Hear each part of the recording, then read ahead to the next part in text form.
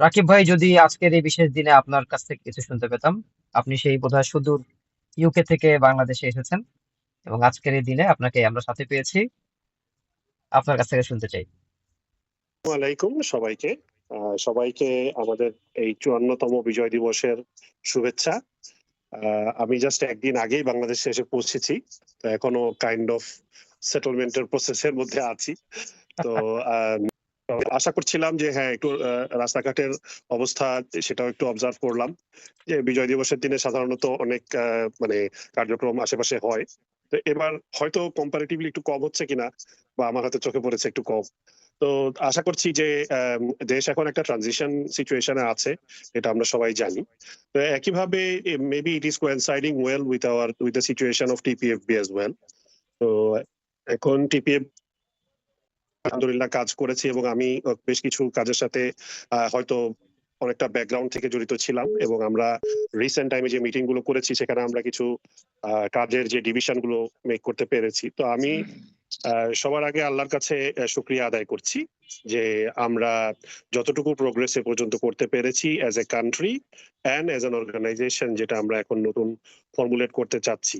তো আমি দু তিনটা কিছু পয়েন্ট একটু হয়তো মেনশন করেছি, আম, এবং সেটা নিপ্পন কোই যে লিড কনসালটেন্ট ছিল ওদের সাথে আমি অ্যাসোসিয়েটেড ছিলাম। এবং এর পাশাপাশি আমি লাস্ট যে কাজটা করেছি সেটা হচ্ছে বাংলাদেশ ব্রিজ অথরিটির একটা মাস্টার প্ল্যান প্রজেক্ট হয়েছে, 50 ইয়ার মাস্টার প্ল্যান। এখানে আমি 2050 পর্যন্ত যে মাস্টার প্ল্যানটা, সেই মাস্টার প্ল্যানে I had the opportunity to lead the highway team. এবং সেখানে আমরা বেশ কিছু মানে প্রসপেক্টিভ প্রজেক্ট আইডেন্টিফিকেশন হয়েছে, যেমন চাঁদপুর শরীয়তপুর যে ব্রিজ, এই ব্রিজ থেকে শুরু করে ভোলা বরিশাল এবং ভোলা লক্ষ্মীপুর, এরকম বেশ কিছু ব্রিজ প্রজেক্টের ফিজিবিলিটি এবং প্রি ফিজিবিলিটি লেভেলের কাজ হয়েছে। আর পাশাপাশি একটা একটা ব্রিজের, এটা মতলবের একটা ব্রিজের ডিটেল ডিজাইন প্রজেক্ট এখানে করা হয়েছিল। আর limited, even space is also limited, কিন্তু আমাদের population is very high, so we have to serve a lot of people. তো এখন যেহেতু একটু আগে যে ডক্টর রাজন যেটা বলছিলেন, উনি ফ্রাইট ট্রান্সপোর্টের পার্ট নিয়ে বলছিলেন, তো আমি মনে করি যে আমি হয়তো প্যাসেঞ্জার ট্রান্সপোর্ট নিয়ে কিছু কথা এখানে হয়তো বলার চেষ্টা করব। স্বাধীনতার এখন 54 বছর আমরা পার করে যে 54তম বিজয় দিবস আমরা পালন করছি। তো একটা বিষয় এখানে আমি একটু আলোকপাত করব, যে আমাদের এই দেশের যেই সিচুয়েশন, আমরা যে স্বাধীনতার পরে থেকে যে অগ্রগতি যতটুকু আমরা এগিয়েছি, আমাদের যে অবস্থা একদম শুরুতে ছিল, যে জায়গা থেকে শুরু হয়েছিল 1971 সালের সেই মহান স্বাধীনতা যুদ্ধে, আমাদের দেশের একটা বিশাল জনগোষ্ঠীকে প্রাণ দিতে হয়েছে। একটা ইনফ্রাস্ট্রাকচারের উপরে যেই ধরনের অ্যাটাক গুলো হয়েছিল, এবং যে সিচুয়েশনটা আমরা তখন ফেস করে যেখান থেকে স্টার্ট করতে হয়েছে, অলমোস্ট একটা নেগেটিভ থিং থেকে স্টার্ট করেছে বাংলাদেশ এজ এ কান্ট্রি। সেখান থেকে লাস্ট 54 ইয়ার্সে অনেক চড়াই উতরাই পার হয়েছে, অনেক ধরনের ঘটনা দুর্ঘটনা এগুলো ঘটেছে, পলিটিক্যাল ইস্যুস তো হয়েছেই। বাট এর পাশাপাশি একটা কনসিস্টেন্ট ইস্যু যেটা ছিল, একসময় বলা হতো যে 7.5 কোটি বাঙালি, এখন 7.5 কোটি বাঙালি এখন 18-20 কোটি বাঙালিতে পরিণত হয়েছে, বাংলাদেশিতে পরিণত হয়েছে, আই উড রাদার সে। এই জায়গাটার মধ্যেও কিন্তু আমাদের দেশের একটা continuous development process has been going on, এবং লাস্ট 10-15 ইয়ার্স বা আরো 20-25 ইয়ার্সে আমাদের যেই রেট অফ প্রোগ্রেশন, এটা কিন্তু kind of is is actually advancing in a good rate, যদি আমি ইকোনমিক টার্মসে বলি। বাট দ্য ইস্যু ইজ যে এই প্রোগ্রেসটাকে আমরা কি সাস্টেইনেবল মোডে, এবং আমাদের যেই পপুলেশন, আমাদের যে সিটিজেনশিপ যে পিপল যারা আছে, ইনাদের কাছে কতটুকু ফ্যাসিলিটি গুলোকে আমরা ইকুয়ালি অ্যাভেলেবল করতে পেরেছি, এবং আমাদের যে মেইন ইনফ্রাস্ট্রাকচার সিস্টেম, যে ব্যাকবোনটা থেকে শুরু করে এটা যে ডিস্ট্রিবিউশনটা, এটা কতটুকু আমরা আসলে কোয়ালিটিফুল, বা কতটুকু আসলে এই মানে সার্ভিসেবল করতে পেরেছি, সেই জায়গাটাই কিন্তু একটা বড় চ্যালেঞ্জ আমাদেরকে মানে ফেস করতে এখনো। এগুলো থেকে প্যাসেঞ্জাররা বের হয়ে আসবেন এবং প্যাসেঞ্জাররা ঢুকবেন। এই প্যাসেঞ্জারদের মধ্যে একটা মেজর পার্ট কিন্তু হচ্ছে পেডেস্ট্রিয়ানস, এবং এই পেডেস্ট্রিয়ানরা বিভিন্ন আশেপাশের জায়গা থেকে যেমন আসবেন, তারা কিভাবে আসবেন, এই integration with the passenger and with all the vehicle modes as well as the freight vehicle and passenger vehicles. এই যে একটা বিশাল চ্যালেঞ্জের যে বিষয়টা, আমি যদি এখন নর্মালি চিন্তা করি যে ঠিক আছে এরকম কোনো আইডিয়াল সিচুয়েশন কি আমরা ক্রিয়েট করতে পেরেছি কিনা, বা আমাদের কোনো এরকম কোনো টার্মিনাল কি গত 54 ইয়ার্সে তৈরি হয়েছে যে যেখানে আমরা দেখাতে পারবো যে অন্তত 3 থেকে 4টা মোড এসে এফেক্টিভলি এবং নাইস একটা কি বলবো যে ন্যায়ের ভিত্তিতে অনেস্ট এবং একটা এক ধরনের ন্যায়ের যে ইয়াটা এইসব বেসিসের মধ্য দিয়ে আমরা কিছু একটা ইমপ্লিমেন্টেশন করে একটা কি এরকম টার্মিনাল আমাদের এখনো পর্যন্ত করতে পেরেছি? আসলে পারিনি। আমাদের যে টার্মিনাল গুলো আছে এগুলো বেশিরভাগই there are lots of chaotic things happening. বিভিন্ন প্রোগ্রাম গুলো কাজ হচ্ছে, যেই প্রোগ্রাম গুলোর মধ্যে আমাদের যেটা কনফ্লিক্টিং বিভিন্ন গ্রুপস থেকে থাকে, তাদেরকে আমরা কি একটা সিস্টেমের মধ্যে আনতে পেরেছি কিনা। তো এই ধরনের বিভিন্ন চ্যালেঞ্জ আমাদের আছে। তো ফরচুনেটলি এই জিনিসগুলোর কিন্তু খুব ভালো ভালো কিছু এক্সাম্পল এখন শুধুমাত্র ইউরোপ বা আমেরিকাতে নয়, এবং এশিয়ার বিভিন্ন কান্ট্রিতেও অ্যাভেলেবল। আমরা যদি এখন শ্রীলঙ্কার দিকে তাকাই, the progress they have made in developing their infrastructure in last say 10-15 years. আমরা যদি ইভেন আরো যেই সিঙ্গাপুর তো আসলে ঠিক কম্পেয়ারেবল এক্সপিরিয়েন্স না আমার মতে বাংলাদেশের জন্য, যেহেতু ওদের মেইন ইয়াটাই হচ্ছে অনেকটু ছোট।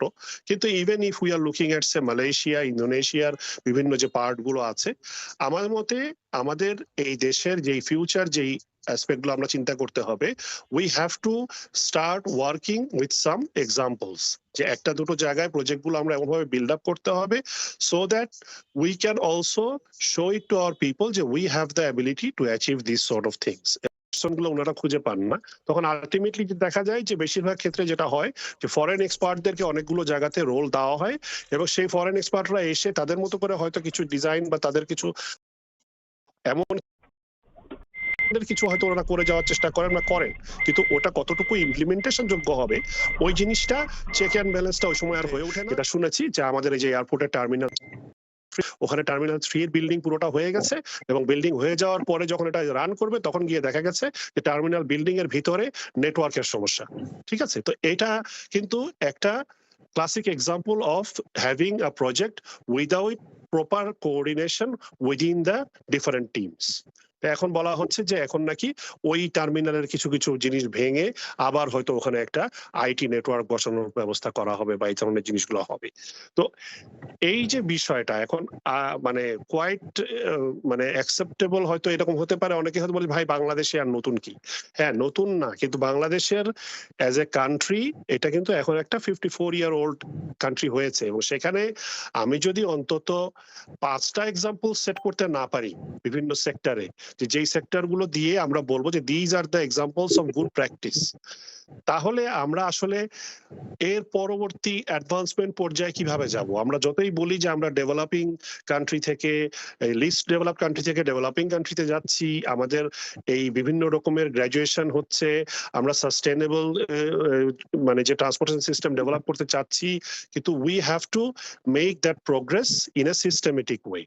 সো আমার মনে হয় যে আমরা টিপিএফবি তে যেটা আমরা অলরেডি শুরু করেছি, এবং বিভিন্নভাবে আমাদের এই যে বিভিন্ন রকমের টিম গুলো বিল্ড হচ্ছে, এবং সেই টিমের মধ্যে বিভিন্ন জন ইনপুট দিচ্ছেন। আশা করছি যে যদিও এই অর্গানাইজেশনটা maybe in age a new organisation, যে বেশি দিন হয়নি যে আমরা এটা ফর্মুলেশনের দিকে যাচ্ছি, কিন্তু এখানে যারা কাজ করছেন এদের মধ্যে একটা মেজর পার্ট হচ্ছে যাদের already they have got a vast experience. এখন চ্যালেঞ্জটা হচ্ছে এই এক্সপিরিয়েন্সটাকে আমরা কিভাবে ইন্টিগ্রেট করতে পারি, and then how we are going to translate it into the delivery of the advancement of Bangladesh as a country. তো আমার এই বিজয় দিবসের দিনে এটাই সবচেয়ে বেশি শুভকামনা এবং আগ্রহ রইল, যে আশা করছি যে সামনের যেই বছরগুলো আছে সেই বছরগুলোতে স্পেশালি ট্রান্সপোর্টেশন সেক্টরে আমাদের এই TPFB transport professionals foundation of Bangladesh একটা বেশ ভালো ভূমিকা পালন করবে অ্যাজ এ প্ল্যাটফর্ম। যদি ইনশাল্লাহ এই নতুন বছরে করতে পারি, সেই তাতে আমি ফিজিক্যালি অ্যাটেন্ড করার জন্য লুক ফরওয়ার্ড করে আমি আপনাদের সবাইকে অনেক ধন্যবাদ জানাচ্ছি আমাকে একটা সুযোগ দেওয়ার জন্য, সে কথা বলার জন্য। আশা করছি আমরা একটা ভালো ফর্মুলেশনের দিকে ইনশাল্লাহ যেতে পারবো, অ্যাজ ওয়েল অ্যাজ একটা ভালো উন্নত বাংলাদেশের দিকে আমরা এগোতে পারবো। সবাইকে অনেক ধন্যবাদ। রাকিব ভাই, আপনাকে অনেক ধন্যবাদ। অনেক কিছু জানলাম, শিখলাম এবং বুঝলাম যে আমাদের অনেক জায়গায় অনেক কিছু করার ছিল, আমরা করতে পারিনি, এবং এখন আমাদের অনেক কিছু করার আছে যেটা আমরা করতে চাই। আম, এখানে আমার মনে হয় যে আরো কিছু নতুন নতুন সদস্য যুক্ত হয়েছেন, বাট ওনারা যদি কোনো বক্তব্য রাখতে চান একটু হ্যান্ড রেজ করতে পারেন, অথবা আমি সোহেলকে ফ্লোর দিব। মিটিংটা, আজকের এই মিটিংটা বিজয় দিবস উপলক্ষে আমাদের যে মানে আয়োজন, এটাকে অফিসিয়ালি সমাপনী বক্তব্য রাখার জন্য। মানে আমার মনে হচ্ছে যে আমাদের মানে কথা বলার মতন তেমন কেউ এই মুহূর্তে আগ্রহী না, কোনো হাত আমি দেখছি না। সোহেল কি শুনতে পাচ্ছ? হ্যাঁ, শুনতে পাচ্ছি। মিতুল ভাই, থ্যাংক ইউ। আপনি অনেক কষ্ট করে আসলে অনেক হ্যাডেলস এর ভিতরে আপনি এটা চালিয়ে যাচ্ছেন হ্যাঁ, মানে এই একসাথে দুটো জিনিস কোইনসাইড করে গেছে। আমার ভাই আসছে খুলনা থেকে, তাকে রিসিভ করার জন্য রাস্তায় দাঁড়িয়ে আছি, হুম, আবার মিটিংটা ওই আচ্ছা। সময় হচ্ছে। তো he has hmm, already drop from the bus, যে কোনো সময় হয়তো আমার হুম, গাড়িতে চলে আসবে।